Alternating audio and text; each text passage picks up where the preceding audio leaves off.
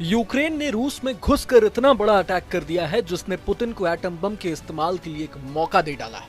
फरवरी 2022 से शुरू हुए रूस यूक्रेन युद्ध के 3 साल से ज्यादा का समय बीत चुका है। इस जंग में यूक्रेन और रूस दोनों को ही क्षति पहुंची है, लेकिन इस जंग में 1 जून 2025 को रूस पर यूक्रेन ने अभी तक का सबसे बड़ा हमला कर दिया। यूक्रेन ने ड्रोन के जरिए रूस के 4 एयरबेसों को निशाना बनाया। इस हमले में 40 लड़ाकू विमानों के तबाह होने का दावा किया जा रहा है। इस हमले के बाद ये सवाल उठ रहा है कि आखिर यूक्रेन ने इस हमले को अंजाम कैसे दिया और कहीं ये हमला विश्व युद्ध की चिंगारी न भड़का दे। मीडिया रिपोर्ट्स के मुताबिक यूक्रेन के स्ट्राइक को ऑपरेशन स्पाइडर वेब का नाम दिया गया है। इस हमले में रूस के 4 एयरबेसों को निशाना बनाया गया, जिसमें 2 एयरबेस इवानोवो और यारजान मॉस्को के पास हैं, जबकि 2 अन्य एयरबेस मुर्मांस्क और इरकुत्स्क की रूस सीमा से हवाई दूरी करीब 6.5 किलोमीटर है।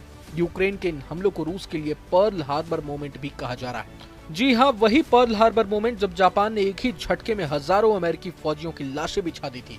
अब सवाल है कि इतने बड़े पैमाने पर और इतनी दूर तक यूक्रेन के ड्रोन ने कैसे सटीक हमले किए। रूस का एयर डिफेंस सिस्टम इसे पकड़ पाने में नाकाम क्यों रहा। यूक्रेन की तरफ से आ रही रिपोर्ट के मुताबिक यूक्रेन की सिक्योरिटी सर्विस ने रूस पर इतने बड़े ड्रोन हमले की योजना पर 1.5 साल पहले काम करना शुरू कर दिया था। तभी से इस तरह के हमले के लिए रणनीति बन रही थी। इसके लिए FPV ड्रोन्स के पैकेट्स को रूस के भीतर पहुंचाया गया। हालांकि इसे किस तरह रूस के अंदर पहुंचाया गया इसका अभी खुलासा नहीं किया गया। इसके बाद ड्रोन को कंटेनर नुमा बक्सों में कतार से सजाया गया। इन कंटेनरों का ढक्कन रिमोट कंट्रोल से खिसकाया जा सकता था।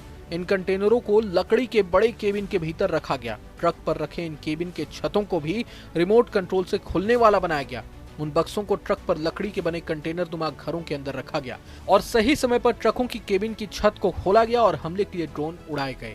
जो तस्वीर सामने आई है उसमें साफ देखा जा सकता है कि कैसे ड्रोन ट्रक पर लदे केबिन की छत से निकल रहे हैं और रूस के ठिकानों पर हमले कर रहे हैं। ये भी जानकारी आई है कि स्पाइडर वेब योजना को अंजाम देने वाले एजेंट पहले ही यूक्रेन लौट चुके हैं। इस हमले की प्लानिंग और एग्जीक्यूशन देखें तो ये कुछ लेबनान में इजराइल की तरफ से किए गए पेजर धमाकों जैसा लगता है।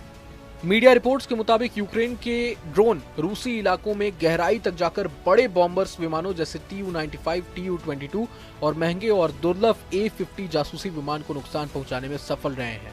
बताया जा रहा है कि हमला बेलाया एयरबेस पर हुआ, जो रूस में इरकुत्स्क के एक अन्य दूरस्थ क्षेत्र में पड़ता है। इनके अलावा ओलेनिया एयरबेस पर भी आग लगने की खबर है।